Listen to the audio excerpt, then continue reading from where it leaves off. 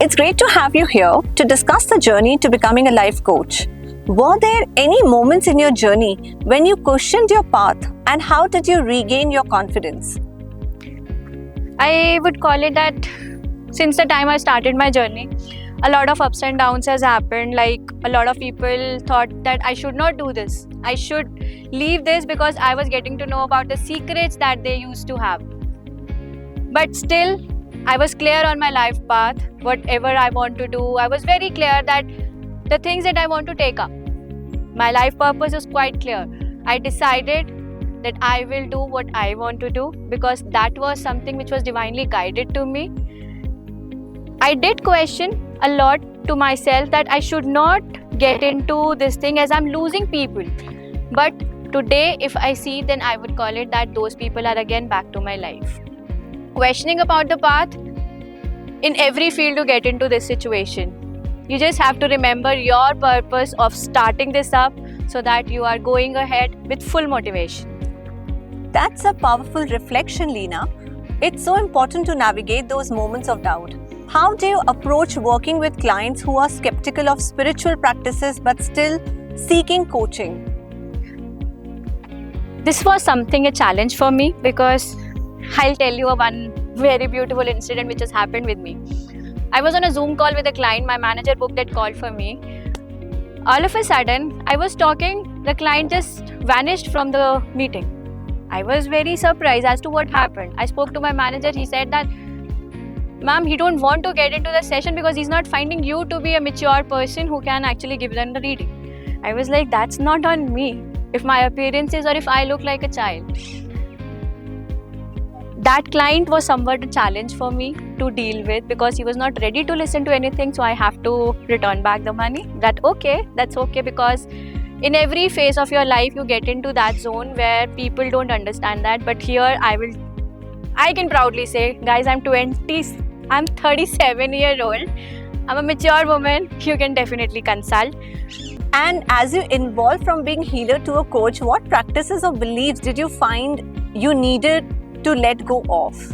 I have stopped being judgmental to people. This was the first thing. Whenever I used to see somebody, I always get one thing in my mind that, oh, he's wearing these color of shoes, he must be that sort of a person. He's not standing erect. Oh, he's not eating it properly.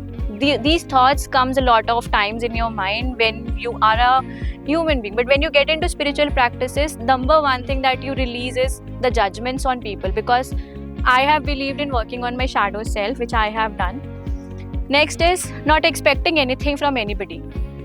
To have a happy life, do not expect anything from anybody, because once you start expecting, you actually end up hurting your own self. That's an interesting perspective, Leena. Accountability is essential for growth.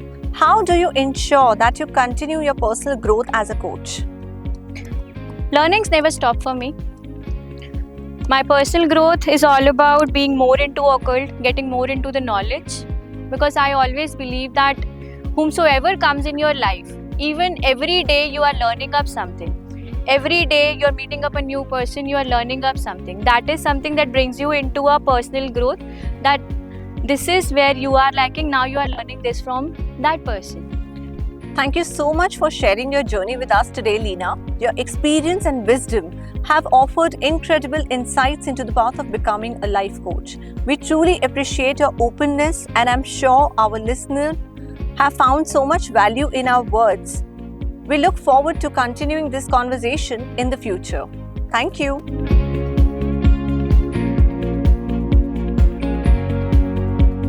Pick neurological tools or assessments to better understand a client's emotional or mental states during the healing process. The techniques that I follow, number one is NLP, Neuro-Linguistic Programming, where we program their mind, we rewire their mind so that they are able to overcome the overthinking.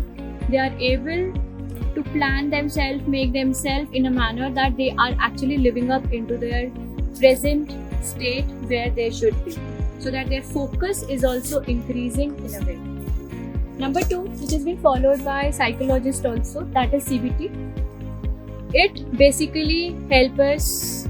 CBT is all about cognitive behavioral therapy, which help you to understand the inner trauma that are there, which help you to heal those traumas, get into the major cause of those things, so that with counseling we are able to let them understand how they should react and how they should heal themselves more. Lastly, what I follow is I always ask them to work towards mindfulness. Mindfulness, I will talk a lot about this during all the episodes, because that is the one of the best thing that can help you to learn and stay in your present. Lastly, all about nature, as I love nature. Thank you so much